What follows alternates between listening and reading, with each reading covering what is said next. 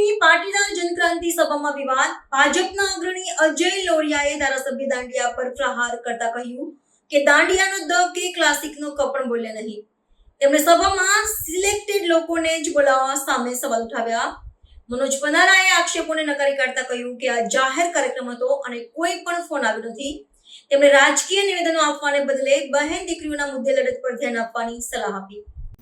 આ પ્રેસ કોન્ફરન્સમાં પહેલાં તો જે છેલ્લા ઘણા દિવસથી દાંડિયા ક્લાસનો વિષય લઈને હાલે છે, ખરેખર એક દૂષણ જ છે.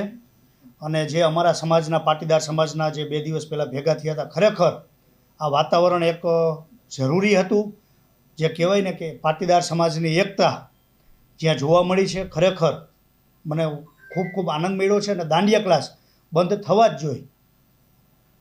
અને બીજો વિષય મારે એ કહેવો છે કે મોરબીના ધારાસભ્યને કે જે સ્ટેજ ઉપર આવીને વિષય હતો દાંડિયા ક્લાસનો, દાંડિયાનો દ ને ક્લાસનો ક બોલ્યા જ નહીં.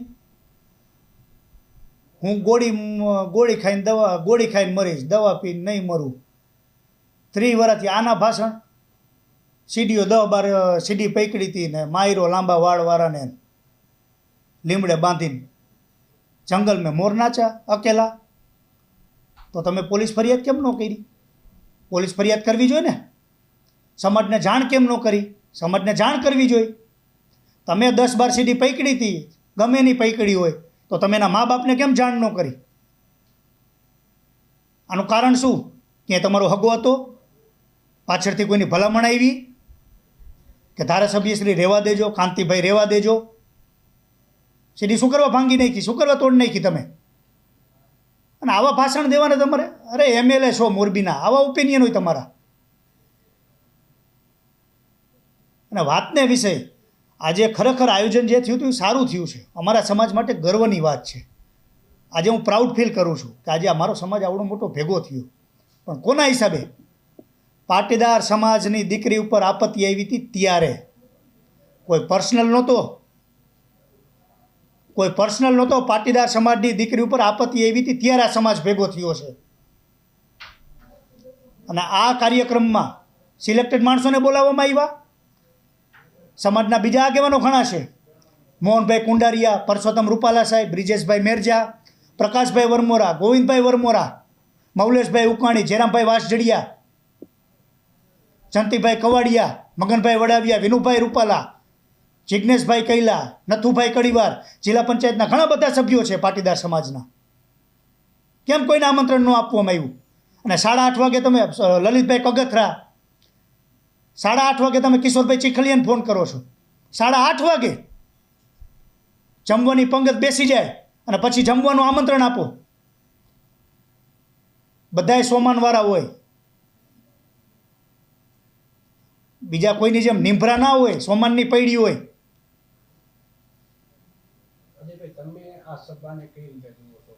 સભા સમાજ માટે પ્રાઉડ ફીલ કરું છું. પ્રાઉડ ફીલ કરવાની વાત છે. ખરેખર હું તો બીજા સમાજને કહું કે સમાજની એકતા રાખવી જરૂરી છે. ક્યારે પણ બેન દીકરીનો કે ક્યારે વિષય આવે તો સમાજને ભેગો થશો તો આનો રસ્તો નીકળી જશે.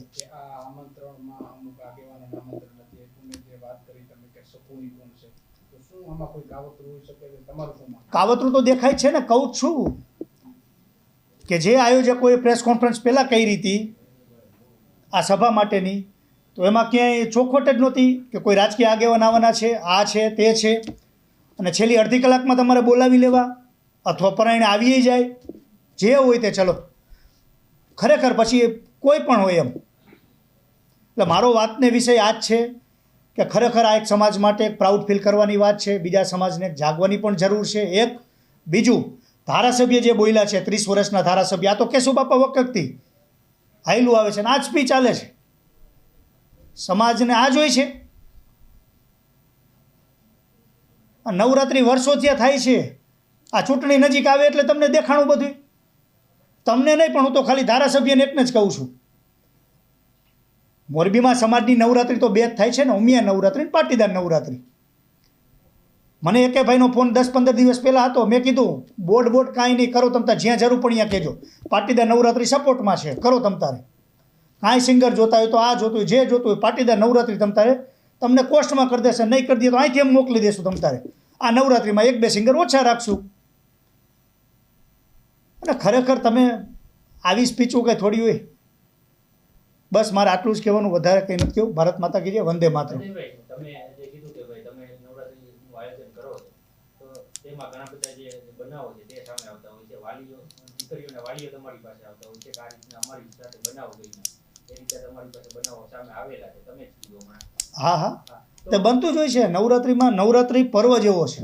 તો નવરાત્રિ પર્વ એવો છે, નવરાત્રિ પર્વ એવો છે કે જ્યાં કહેવાય ને કે વાતાવરણ એવું બંધાતું હોય, યુવાન દીકરી હોય, દીકરો હોય, સંપર્કમાં આવે, દાંડિયા રમતા હોય, તો આવા બનાવ બનતા હોય કદાચ.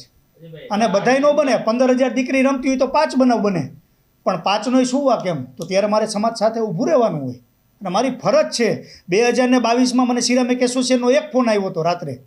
ઇટાલી એક્ઝિબિશન ચાલુ હતું કે દીકરીઓને ફ્રી કરી નાખો. 1 જ મિનિટમાં ડિસિઝન લઈ લીધું. બેન દીકરીઓ કાલથી ફ્રી 7મા નોરતાથી.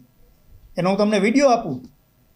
અને અહીંયા નવરાત્રિ નહીં, સામાકાંઠે જે નવરાત્રિ કરું છું ને, જે સનાતન નવરાત્રિ, એમાંય બેન દીકરી ફ્રી તમામ જ્ઞાતિની. એ નવરાત્રિનો હિસાબ અલગ રહેશે, આ નવરાત્રિનો હિસાબ અલગ રહેશે. અને આ નવરાત્રિમાં રાષ્ટ્ર સેવા થાય છે, સમાજની સેવા થાય છે. 1.5-2 મહિના સુધી આવો, તમે આવો ને, હિસાબ રાખજો. તમે આવો, નવરાત્રિ કરીએ છીએ તો બધા સાથે મળીને, કોઈ વિષય જ નથી. અને હું તો વર્ષોથી આ કરું છું. હિસાબ તમે રાખજો. આયોજન તો હું કરું જ છું, મને કોઈ જાતની તકલીફ નથી. ગયા વર્ષે આવ્યું હતું મારા ધ્યાનમાં, એક કેસ આવો આવ્યો હતો કે દીકરી ભાગી ગઈ હતી, લવ મેરેજ કર્યા હતા. કયું ગામ હતું મને યાદ નથી. અને એ દીકરીનું પાછી લઈ આવ્યા છીએ અમે.